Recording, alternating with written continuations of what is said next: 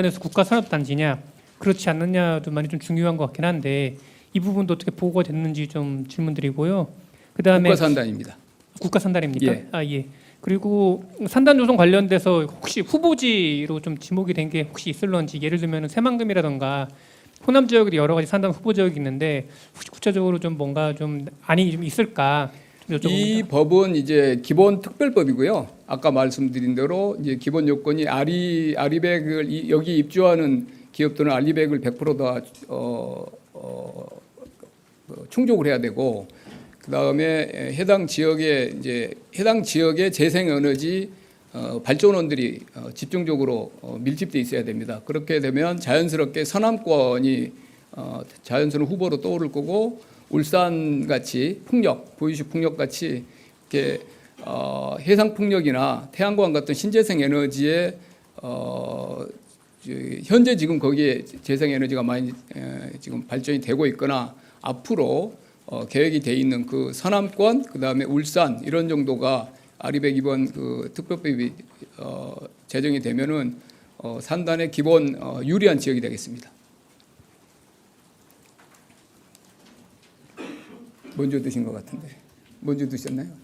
네, 한국경제TV 전범진입니다. 이번에 그러면은 뭐 조성 후보지들을 구체적으로 다 열거해 줄 수는 없더라도 전체적으로 조성하려고 하는 산단의 규모가 좀 공개할 수 있는지 궁금하고요. 그 다음에 사실 산단이 성공적으로 운영되기 위해서는 당연히 에너지도 중요하고 입주사들을 받아야 하지만 뭐 도로, 철도, 항만 이런 인프라도 굉장히 중요하지 않습니까? 그런 거에 대한 조성도 동시에 계획되는지, 이건 좀 어느 정도 규모로 어느 정도 타임 스케일로 이루어지는지가 좀 저희가 큰 그림을 알 수 있게 좀 부탁드립니다. 기본적으로는 이 지역에 입주하는 기업인 결국 장기 목표를 가지고 한 지역을 선정하지 않겠어요?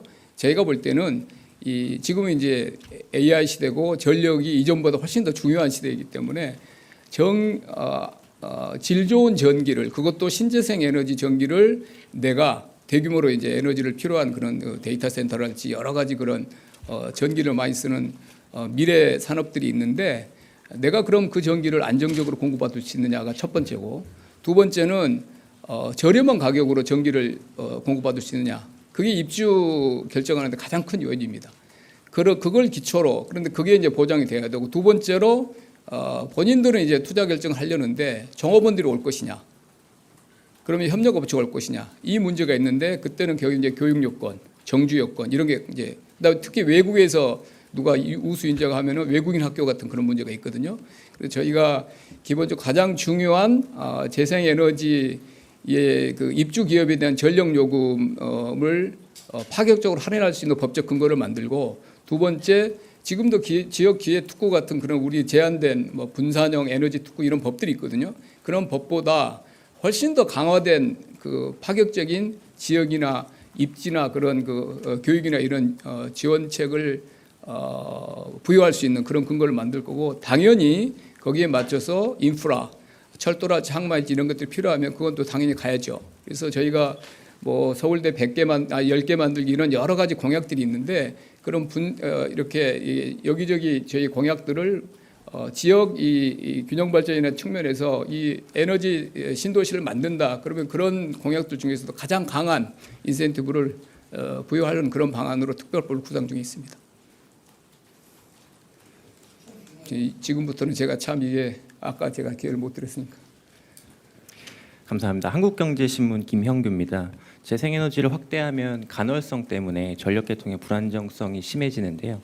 지방에 짓더라도 어쨌든 송배 전망을 연결해야 되기 때문에 전력계통 불안정성이 심해질 수 있는데, 이거에 대한 보완 대책이 좀 궁금하고요. 그리고 태양광 풍력의 발전 단가가 조금씩 떨어지고는 있지만 원전보다는 여전히 좀 높은 상태입니다. 그래서 전기료가 오르게 되면 제조업도 타격을 받을 수도 있고요. 발전 단가를 떨어뜨리기 위해서 재생에너지 발전량을 늘리면 전력계통 불안정성은 또 커지는 악순환이 반복되는데, 여기에 대한 대책 좀 궁금합니다. 예, 좋은 질문이시고요. 저희가 이제 오늘은 기본 방향을 말씀드리는 거고, 산업부는 이보다 훨씬 더 우리 이제 정책실하고 검토할 때는 여러분들에게 기본 방향을 브리핑해 드릴 때까지는 많은 연구를 저희가 했습니다. 그리고 산업부는 훨씬 더 상세한 방안을 가지고 있고요. 지금 질문 주신 그 내용도 포함되어 있습니다. 뭐 아시겠지만 ESS라고 그러지 않습니까? 그래서 ESS를 상당히 대규모로 ESS를 병행 투자를 해서 여기에 발전된 재생에너지에 우리가 이렇게 인가를 하고 잠재적으로 생산할 수 있는 이 잠재적인 전력을 생산할 수 있는 거를 확보하는 방안도 들어가 있고, 근데 그 말씀하신 간헐성을 해결하기 위해서 그 지역에 ESS를 굉장히 대규모로 확대를 해서 한 몇 년간에 아까 말한 그 간헐성이나 이런 문제가 해결될 수 있는 방안도 저희가 검토를 하고 있고요. 그다음에 근본적으로 이 우리나라의 그 송배전망이 앞으로 이 전기화 시대잖아요. AI라는 게 기존보다 훨씬 전기가 더 많이 들어가는데 이런 선항권 문제가 아니고 우리나라 전체 전력망을 어떻게 신재생 에너지 시대에 맞게 재설계할 수 있느냐, 이런 훨씬 더 큰 과제죠. 그래서 그 송배전망 문제, 그 문제도 저희가 지금 여러 부처에 걸쳐 있기 때문에 이 장기 계획을 짜고 있습니다. 그 안에서 이 지역적인 국지적인 문제도 해결할 거고 ESS도 나올 거고 HVDC 같이 이 근간되는 해저 이런 그런 문제까지 포함해서 저희가 5년, 10년에 해당하는 문제도 정면으로 저희가 지금 다루려고 하고 있고요. 이 분야는 특별법을 만들면서 그 지역 내에서 신재생 에너지가 집중적으로 한 30~40%가 생산되는 지역에 잠재력을 극대화할 수 있는 방안들을 ESS라지 포함해서, 그리고 사실 또 ESS라는 것이 그렇게 저희가 그런 방안을 만들면 우리나라 지금 2차 전지 산업의 캐즘을 극복하는 데 상당히 도움이 될 수 있거든요. 그런 산업 정책적인 측면까지 감안해서 병행해서 검토를 하고 있습니다. 저는 참 이게 자신이 없습니다. 누구를 해드려야 될지. 한 두 분만 더 하시고요. 한번 하시죠. 예, 한 분도 안 하셨으니까. 네, 안녕하세요, 실장님. 한국일보 오태경 기자입니다. 우선은 좀 전에 뭐 기자 질문이 있긴 했는데 타임 스케줄을 물어봤는데 답이 없었어서요. 몇 년까지 몇 곳을 만든다는 구체적 플랜에 대해서 조금 얘기를 해주시면 감사할 것 같고요. 이 에너지 산단에 대해서요. 네, 아리백 산단에 대해서. 아리백 산단은 법은 정기국회 통과시킬 거고요. 이 법은 지금 저희가 만들고 있으니까, 그래서 법은 정기국회 통과가 목표이고, 법이 되고 나면 그 다음부터는 사실 이제 해당 지자체들이 지금 뭐 글로벌 데이터 센터나 이런 쪽하고 입주 그 계속 유치 노력을 하고 있고, 지번에 울산에 뭐 그 AWS가 갔습니다마는 잠재적으로 그런 한국의 신재생 에너지가 많이 몰려 있는 데를 후보로 두고 여러 가지 검토를 하고 있는 글로벌 기업들도 꽤 있어요. 그런데 그게 현재화 되려면 아까 말한 이런 그 장기적인 에너지를 확보할 수 있고 저렴하게 확보할 수 있다는 그런 그 확신이 있어야 되거든요. 그래서 저희가 법을 만들고 내년부터는 저는 그러면은 아주 거대한 그런 그 글로벌 데이터 센터 그런 쪽이 입지를 정하는데, 그다음에 우리나라의 뭐 모빌리티든 뭐 신재생 에너지 이런 그 장기 투자를 생각하고 있는 기업들도 입지를 선택하는데 도움이 될 것 같은데, 저희는 법 올해 통과하고 내년 입지를 이제 기업이 선택하는 거잖아요. 근데 그 입지를 선택하는 노력들을 지자체들이 더욱더 열심히 할 거고, 그래서 뭐 내년부터는 큰 어떤 그 해당 지역에 아주 굵직굵직한 기업들이 입주하는 것을 저희는 희망을 하고 있고, 그렇게 이루어질 수 있도록 지자체하고 제가 노력을 할 것입니다. 질문을 드리다 다시 질문이 끊겼는데 예. 이어서 질문을 드린다면 그 또 에너지 신도시 조금 전 브리핑에서 이렇게 좀 간단하게 비전으로 언급은 해주셨는데 예. 에너지 신도시라는 게 좀 어떤 개념인지 아리백 그 산단을 중심으로 해서 그 도시의 생태계를 만들겠다는 계획인 건지 조금 좀 풀어서 설명을 그러면 이제 부탁드리겠습니다. 기본적으로는 아주 그 앵커가 되는 기업들, 거대 기업이 들어가야 되겠죠. 뭐 글로벌 기업이면 지난번 아마존 같은 기업이면 더 좋겠고, 국내가 됐든 해외가 됐든 굉장히 큰 기업이 복수가 해당 지역에 입주를 하면 그 앵커 그 기업을 중심으로 협력업부터 시작해서 여러 기업들이 입주를 할 텐데, 저희는 이 특성화된 쪽이 아까 말한 에너지 쪽, 에너지 전환이나 전기화나 뭐 미래 그런 그 AI나 풍력만 하더라도 그 이제 풍력을 지금 신안이나 이런 쪽만 하더라도 엄청난 양의 풍력을 우리가 이제 지어야 되는데, 거기에 사실 집적 단지가 필요하거든요. 그걸 만드는 그런 배후 도시를 만든다거나, 그래서 그런 쪽과 연관된 기업들이 이렇게 모이면서 자연스럽게 신도시가 만들어지지 않을까 이렇게 기대를 합니다. 한 분만 더 하고 제가 가겠습니다. 예, 제일 앞에 앉으셨습니다. 네, 안녕하십니까 실장님. 예, 질문 기회 주셔서 고맙습니다. 아까 간헐성 OBS 최한성이고요. 아까 간헐성 말씀하실 때 그 대책으로 ESS 말씀하셨는데 그 제가 직접 현장에 가서 취재를 해본 적이 있는데 그거 아직까지 뭐 기술적으로도 그렇고 그리고 저장 용량 또 비용 면에서도 굉장히 많이 부담이기 때문에 그것만으로는 좀 불충분할 것 같아요. 그래서 뭐 현장에서는 뭐 이거 재생에너지를 사용할 때 백업할 수 있는 전원을 좀 마련해야 된다, 그런 정책이 있어야 된다라는 얘기를 하고 있습니다. 실제로 구글이나 MS 같은 그런 글로벌 기업들은 뭐 수소, 원자력 그리고 CCUS 같은 그런 발전원들에 대해서 관심을 갖고 있는데요. 혹시 관련 정책은 지금 마련하고 계신지, 다시 말씀드리면 재생에너지의 간헐성을 백업할 그런 정책은 갖고 계신지 일단은 좀 질문을 드리고 싶고요.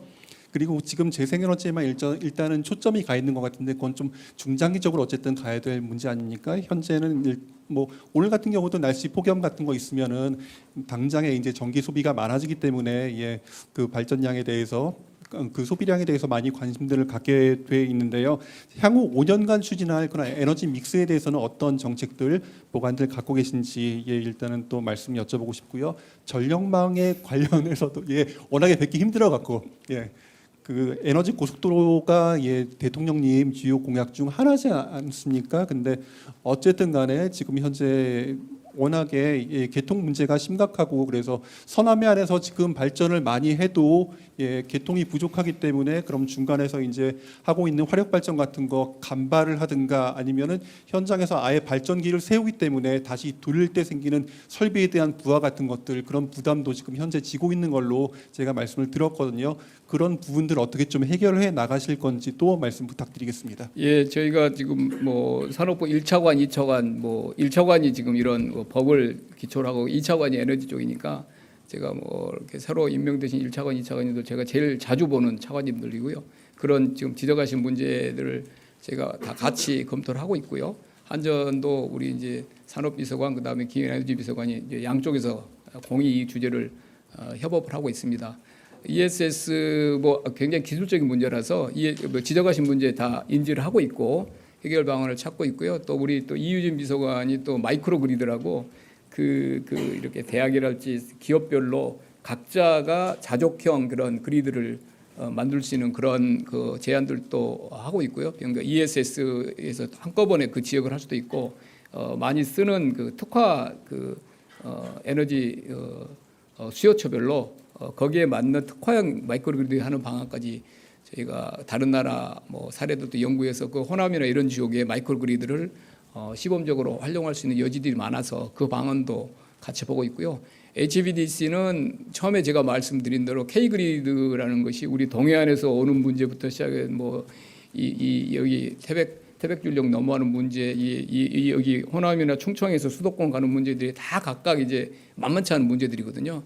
기존 망을 저희가 업그레이드하는 문제, 그다음에 새로 해저로 까는 문제까지 포함해서 규모 자체도 크고 기술도 개발해야 되고 이런 문제를 꽤 사실 무거운 문제이고 이해관계도 얽혀 있고 뭐 한전의 역할도 지금보다 더 커져야 되고 아니면 더 전문화되고 그런 영역이 있어서 제가 K그리드라고 그 문제를 중장기적으로 다룰 수 있는 그게 돼야 또 우리가 이제 탄소 중립 이런 목표나 이런 걸 충족하는 데 도움이 되기 때문에 그동안 사실 좀 미뤄놓은 부분이 있죠. 너무 어려워서. 근데 더 이상 미뤄놓을 주제는 아닌 것 같아서 그런 주제야말로 그 부처 개별 부처 문제가 아니고 정책실에서 관심을 가지고 관련된 부처 아니면 공기업하고 협업해야 되는 문제고 필요하면 또 저희가 제도 개혁도 해야 되고 그래서 이 K그리드 문제는 일단은 매우 우리가 무거운 주제이기도 하고 역으로 보면은